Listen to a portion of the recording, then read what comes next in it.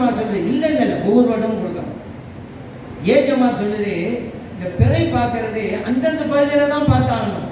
B ஜமாத் சொல்லுது இல்லை சர்வதேச பிறை. ஏ ஜமாத்து தத்தம் பகுதி பிறை, பி ஜமாத்து சர்வதேச பிறை. சவுதியில் பார்த்துட்டா இங்கே போகுது, இங்கே பார்க்கணும் அவசியம் கிடையாது. ஒன்றா யாரு குர்ஆன் ஹதீஸ் அப்படி சொல்றதுதான். அதே போல சிஹ்ர் என்பதே இல்லை ஏ ஜமாத்து. சிறு இருக்கு நம்மட அது சிறுக்கு. பி ஜமாத் சொல்லுது சிறு உண்டு, அதை மறுத்தே நீ குஃபுரு. யார் அவங்களுக்கு மத்தியில் நம்ம ஒதுக்கல, நீங்கள் 2 பேரும் சொல்ல உண்மைதான்னு சொல்லணும். அடுத்து குர்ஆனிலே எழுத்து பிழை ஏ ஜமாத்து. பி ஜமாத் சொன்னா எழுத்து பிழையெல்லாம் இல்லை. ஜும்மாவுக்கு முந்தின சுன்னத்து இருக்கா? உண்டு ஏ ஜமாத்து. இல்லை பி ஜமாத். என்னங்க குர்ஆன் ஹதீஸ் பின்பற்றினா ஒற்றுமையா இருக்கலாம், ஷாஃபி ஹனபி பிரிவினைன்னு சொல்லி இப்போ ஆளுக்கு ஒரு சட்டை சொல்லிங்க. நான் ஏ பின்னு நிற்கிறேன், போகலை இன்னும் சீக்கலாம் டீக்கலாம் போனால் இன்னும் இருக்குது. அது ஒன்று மட்டும் சொல்லவா? பெருநாள் வச்சுக்கோங்க, நம்ம எல்லாம் ஒரே நாள் தான் பெருநாள்.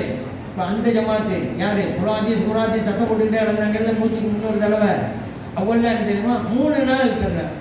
3 நாள் பெருநாளுங்க. ஏ ஜமாத்துக்கு ஒரு நாள் திங்கக்கிழமைன்னு வைங்க, பி ஜமாத்துக்கு செவ்வாய்க்கிழமை பெருநாள், சி ஜமாத்துக்கு புதன்கிழமை பெருநாங்க. ஒரு ஊருக்குள்ள இந்த கொடூரத்தை எங்கேயா கேட்டிருக்கோமா? சரி, ஊருக்குள்ளே வீட்டுக்குள்ளேயே கணவன் ஏ ஜமாத்து, மனைவி பி ஜமாத்து. கணவர் இன்னைக்கு நோம்ப விட்டு விட்டாரு, பெருநாள் கொண்டாடுறாரு. அவங்க பி ஜமாத்து மனைவி அவங்க பாவம் அவங்க நோம்பு வச்சுட்டு இருக்கிறாங்க. இவர் நல்லா வட்டில் போனாலும் சாப்பிட்றாரு, அவங்க பட்டினியாக கிடக்கிறாங்க பாவம். ஒரே வீட்டுக்குள்ள என்ன இதான் ஒற்றுமை? என்னமோ மதம் விட்டு வந்தால் ஒற்றுமை. நீங்கள் வீட்டுக்குள்ளேயே கூறு போட்டு விட்டீங்க எல்லாத்தையும்.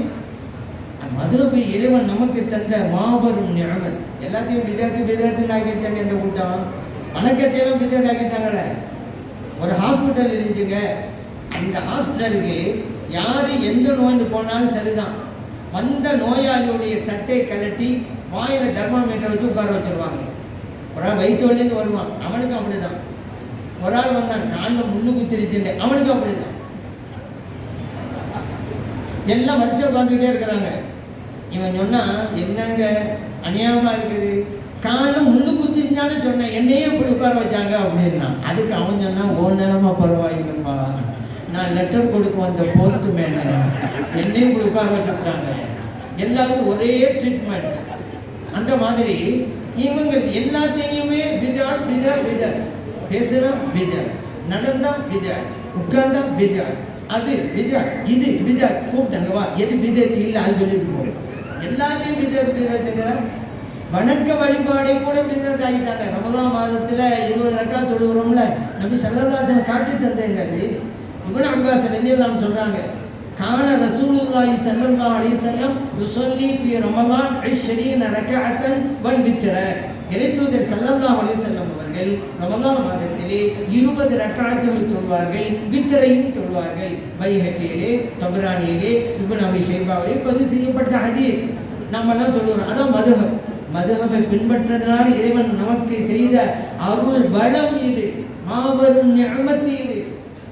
மதுஹபை மறுத்ததுனால இந்த தராவியை தொழுகின்ற பாக்கியத்தை இழந்து நிற்கிறது கூட்டம்.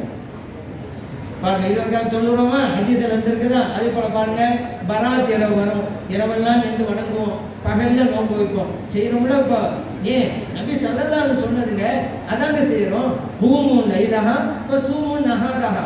பராத் இரவுல நின்று வணங்குங்க, பகலில் நோன்பு வைங்க. இப்னு மாஜாவிலே பதிவு செய்யப்பட்ட ஹதீஸ். மதுஹப் இருக்கிறதுனால எவ்வளோ பாக்கி வருது பார்த்தீங்களா? மதுஹப் வேணாம்னு சொன்னதுனால இப்படி ஒரு நல் வணக்கம் செய்கின்ற நசீபை இழந்து நிற்கிறது அந்த கூட்டம். கேட்டா என்ன? தஸ்பீத்தோடய அப்படிதான் இப்னு மாஜாவிலே இருக்கிறது. இதெல்லாம் இல்லைங்கிறாங்க.